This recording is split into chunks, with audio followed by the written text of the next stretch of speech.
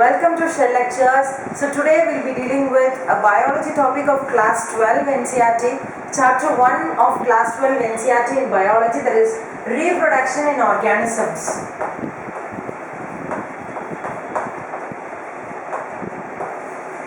So the topic which we will be dealing with today is reproduction. So we all know that reproduction is a biological process in which an organism gives rise to a new offspring, am I right? A new individual. So the new organism produced is known as an offspring. So the offspring who is produced may be identical to the parent, okay, or completely identical or a little bit identical to the parent. Okay, so before getting into this deeper, we have to know about lifespans of organisms. So lifespan, what is lifespan? That is the period from birth to natural death of an organism is termed as lifespan. So you have been given with a lot of lifespans in your book. What's the lifespan of human? It was very large in the olden days, but now it's just getting shorter, and we are also getting more afraid because death is nearing. We get more afraid. But then the lifespan of human is about nearly 60 to 65 or 70 years maximum at present. But earlier people were living even till 90s and 95s. So lifespans of organisms, they do not depend upon the size of the organism. So depending on the size, you can't predict that the lifespan of this organism will be equal to this. No. Parrot and crow, there is no much size difference, but the lifespan difference is very huge. Parrot lives for 140 years, whereas crow lives for only 15 years. Okay, so the lifespan difference is very much, but the size difference is not much to be noticed. Okay, so that's what is known as lifespan. So how does this, how do these many species of organisms like plants and animals evolve on earth, and they are continuing to exist on this earth? I mean, generation after generation they are existing on this earth. How is this possible? Yeah, it's only because of reproduction, and that's what we are going to learn about in this lesson. Okay, so reproduction is the core reason for the continuity of human race generation after generation. If reproduction weren't there, the generation after generation thing would have been impossible. Okay, so that's what we are going to learn here. As I told you earlier, reproduction is a biological process which results in the formation of offspring from an individual. Okay, so reproduction is of two types: asexual reproduction and sexual reproduction. Asexual reproduction and sexual reproduction. So this itself says asexual. So absence of fusion of gametes. No fusion of gametes takes place. That is, no fusion of male and female gametes takes place. But here fusion of male and female gametes takes place. Okay, and here two parents are involved, like they must be of opposite sex, that is male and female. And here only one parent is involved. So you can very well come to know that as only one parent is involved in asexual reproduction, the offsprings which are formed due to asexual reproduction will be completely identical to those of the parent. Okay, so they are completely identical, and that's why they are known by a name called clone. So clones are organisms which are morphologically and genetically similar. That is, they are both morphologically, that is based on their body forms and their outside things, and their genetic features, they are similar. Okay, so asexual reproduction results in the formation of clones. Okay, so that's all about asexual. And sexual, we know that it involves fusion of two gametes, and two parents are involved. One will be male and the other will be female. Okay, so this is the introduction part, and let's see how wide the reproduction mechanisms are there in organisms. Okay, so based on the organism's habitat and its internal physiology, the modes of reproduction that organisms undergo are variable. Okay, there are a lot of modes by which organisms undergo reproduction, and simple things which we can go through is binary fission. Binary fission. What is binary fission? Fission is nothing but breaking of things. So binary fission. So a thing will be like this and it's getting split into two. That's what is binary fission. And this takes place, actually this will be a parent cell, and it will get divided to form two daughter cells. Okay. So this is what happens in amoeba and paramecium. So binary fission is one kind of asexual reproduction. Here we can even tell that cell division is itself a mode of asexual reproduction in these kind of organisms, mainly protists and monerans. Mainly in protists and monerans, we can come to a conclusion that the cell division is itself a mode of asexual reproduction in them. Okay, so in protists and monerans, that's a point, and then binary fission, and then we have budding. Budding is nothing but formation of buds. Formation of buds. That is, if this is yeast, then a small bud will be formed on its surface. Okay, the examples are yeast and hydra. Yeast and hydra are the examples. A bud will be formed, and later on this bud gets detached from the parent body and it forms an individual thing, and this will get it. So this is what is known as budding. A bud is formed. This is a kind of unequal division, but this is equal division. Okay, it will result only in equal two things. From one thing, two equal things will be formed. That is binary fission and then budding.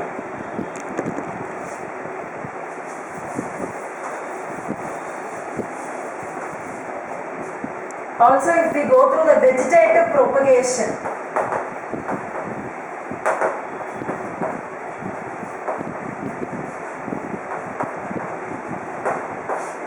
vegetative propagation. So vegetative propagation is a thing which is very special in plants. Asexual reproduction in plants can also be termed as vegetative propagation.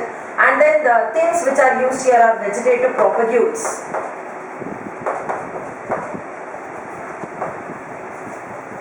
Vegetative propagules like rhizomes, buds, then runners, suckers, tubers and offsets.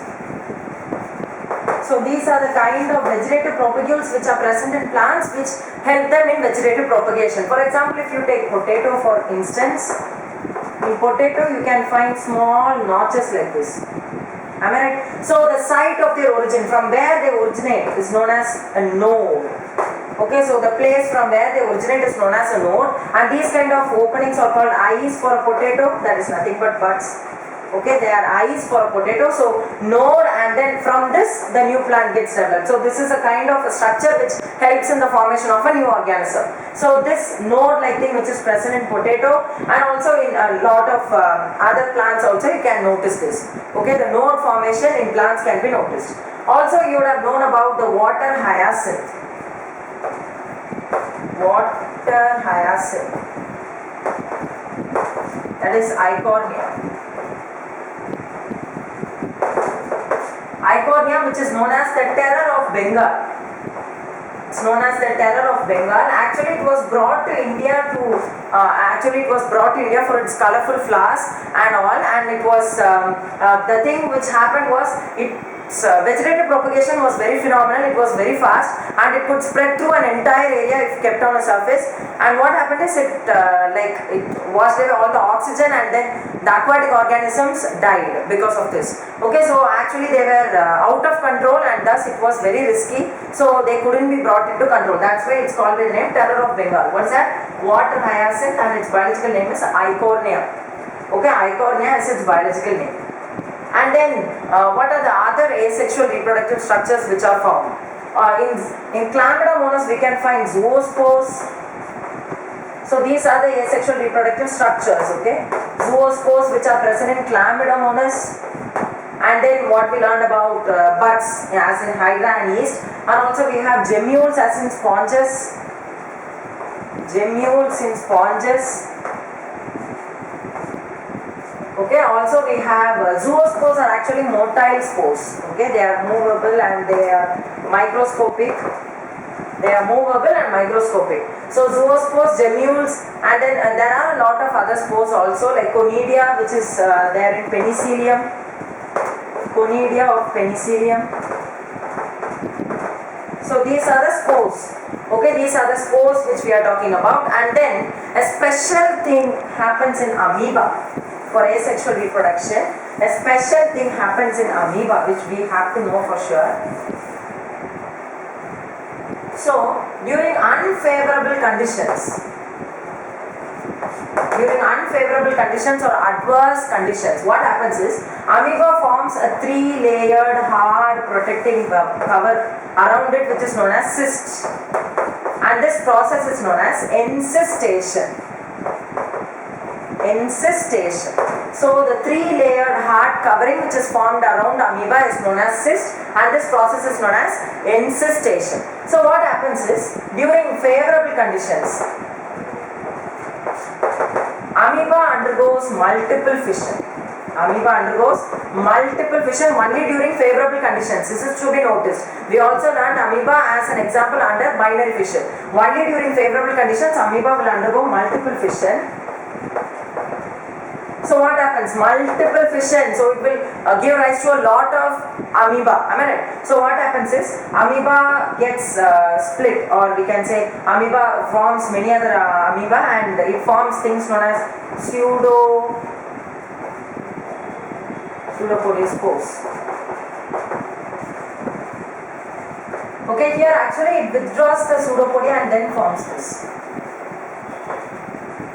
Pseudopodia is withdrawn and then it forms this, and then we get pseudopodiospores, and it's also known as amoebulae.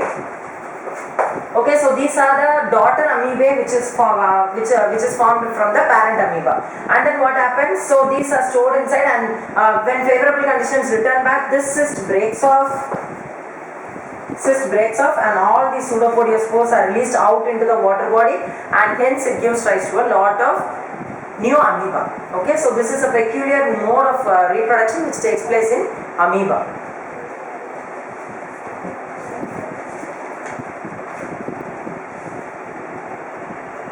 And this phenomenon is known as, that is the formation of pseudopodiospores, and its thing in the water body is known as sporulation. Okay, so we have two processes here, encystation and sporulation. And also we must know about the bryophyllum thing, the buds which are formed on the leaf margin. In bryophyllum, the buds are formed on the leaf margin.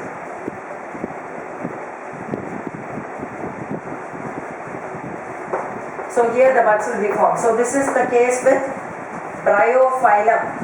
And then that notch gives rise to a lot of other new plants. Okay, so this is being exploited by a lot of farmers for their thing. Okay, also we have one more thing to be discussed, that is another mode of asexual reproduction which takes place in hydra. Or already we learned that in hydra budding takes place, along with that another thing known as fragmentation takes place in hydra.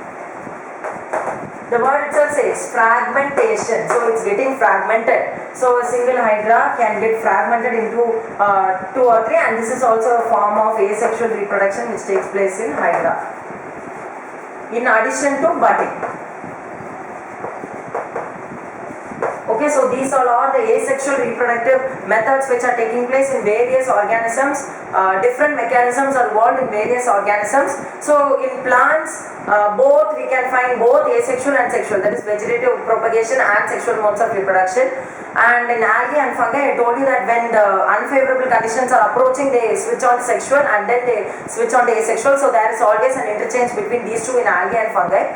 Whereas in most of the animals, the primary mode of reproduction is sexual reproduction, about which we will be learning in the next video. Thank you for watching my video. Subscribe my video, like and share my video. Thank you.